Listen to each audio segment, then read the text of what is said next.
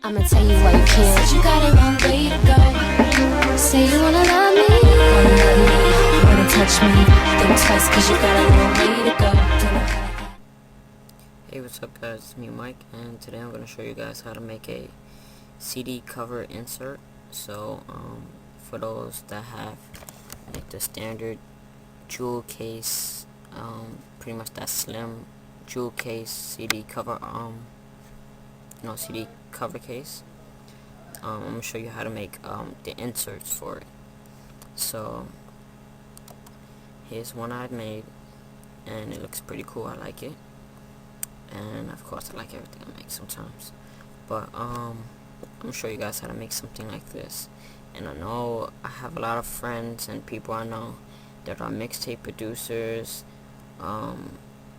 pretty much, music artists and stuff. I know a few people, and I did get about one or two questions on how to make something similar, or making a cover art design to put on their album, right? So I'm just gonna show you some basic things you guys should know, and just some basic specifications and dimensions and whatever it is to make a cool CD cover art. Alright, so Control N to make a new document. You want to make sure your width is at least 4.75, and the height, make sure it's in inches as well. 4.75, and the height will be let me make sure. I think I got my preset here. I do. Alright, so make sure your width is at 4.75, your height is at 4.717 or 4.715, either one. Make sure you're 300 resolution, because you are going to be printing this. You want it to be in good quality, not 72 or anything like that. And make sure your color mode is set to CMYK color, and press OK. And make sure you save this preset so you can always go back to it. Alright, so once you get your blank canvas, you have a choice to either fill it with a black color or any type of gradient or whatever you want to put it. So I don't know, either black or a gradient. So I'll probably put a gradient because this looks kind of plain. Alright, so well, that's not what I want. Alright, so let me just choose my gradient. Alright, so there's my gradient.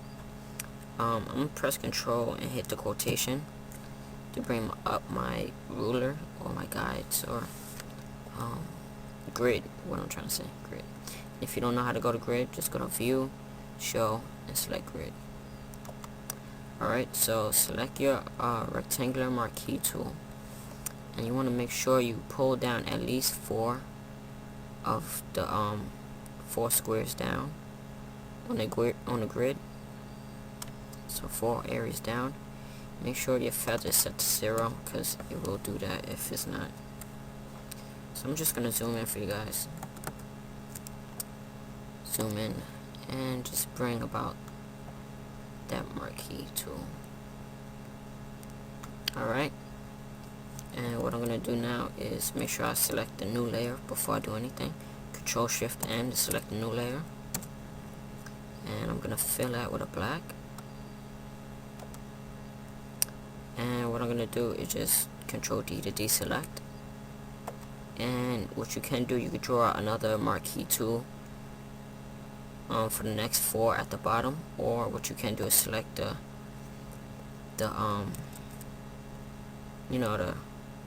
design thing we just made, and press Control J to make a copy. Hold the left click once on it and hold Shift to bring it down like that. If you don't know how to do that, just select it, or go to your layers, select the new layer that you made, and just nudge it down with the arrow key or something. Alright, so once you get that, that's a basic stuff right there. You can give it a layer style if you please. So give it a layer style. I got some crappy layer styles as of right now, but I'm just work with what I got. So I don't know, the blue looks cool, so I'm gonna select the blue. and if you want, you give it different shades of blue, you know, whatever. Alright, so maybe orange for this tutorial. Alright, so there's my cover art so far. I'm gonna select my shapes, and I'm gonna give this a cool shape to go onto the design we just made. I'm just gonna draw something out and select that to make sure that's not selected, and I'm just gonna draw out some shapes here. Alright, so I'm gonna go rasterize these shapes now. So go back to your layers panel and rasterize those shapes, because we're gonna cut them off in a few minutes. We'll cut some of it off. Control click on one of the thumbnails for these orange things, rectangles we made, and select the design that we just drew out. And what we're going to do is press Control Shift I to inverse, and what we're going to do is press backspace. What that does is, just undo that for you guys. I'm just going to zoom in. What that does is selects everything outside of the rectangle, the orange rectangle, and it's going to backspace all of that out. I'm going to do the same for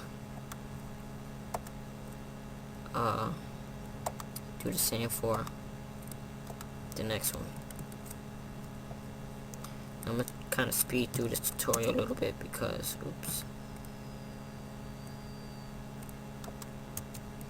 because I don't want it to be too long. So I'm going to set the opacity at 20. Same for the second one. Alright.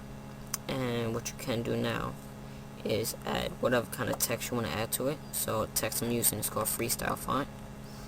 And I'm just going to type up here Mike's Designs.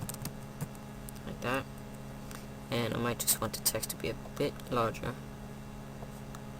So maybe about 60.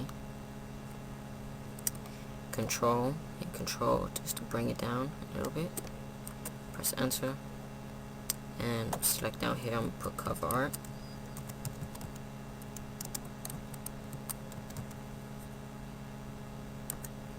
Alright.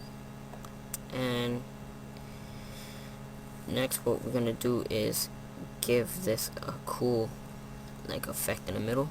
So I'm going to select my background, press Control J to make a copy of it. And what I'm going to do is go to Filter, Add Noise, and leave it like that. I'm sorry. Go back to Add Noise. When you do add noise, just make sure it's on monochromatic. Either Gaussian or uniform is alright. And maybe, I don't know, roughly a 162 if you want for the amount. Alright, so go back to Filter, Blur, and you can either give it a motion blur to give kind of that effect like that, or you kind of rotate stuff and make it, you know, completely different and everything. Or what you can do is go to Filter, Blur, and hit Radial Blur and give it a zoom effect or spin. So either one is fine. I'm just going to do spin with the amount set to 55. And press Control F to do that again. And you keep pressing Control F to redo that filter effect. So once you get it to where you like it, all you have to do is just add a picture if you want. Let's say I'll just go into my documents, check out my pictures, see what I got in there, and just gonna browse for a cool picture. Now you don't have to put a picture, but let's say if you're some type of artist or whatever, you might want to put your picture there or something. Sorry, this cover art is not as cool as my first one I showed you guys, but you know, I'm just kind of show you the basics in this. Probably pick Bowser. Like I said, it's, you know, just a tutorial. I'll show you guys how to do it. So I'm gonna just drag and drop browser into there, convert them into a smart object, and Control T to change the size. And I'm going to just erase some of the stuff around them.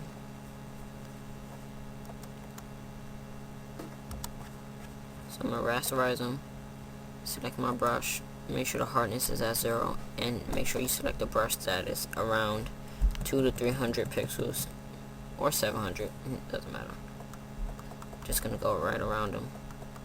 No, this is not just gonna be a perfect thing. It's just like an example. Alright, so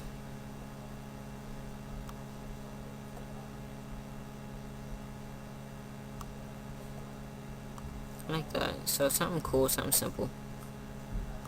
And that's pretty much how you create cover art. So thanks for watching, you guys, on how to create cover art.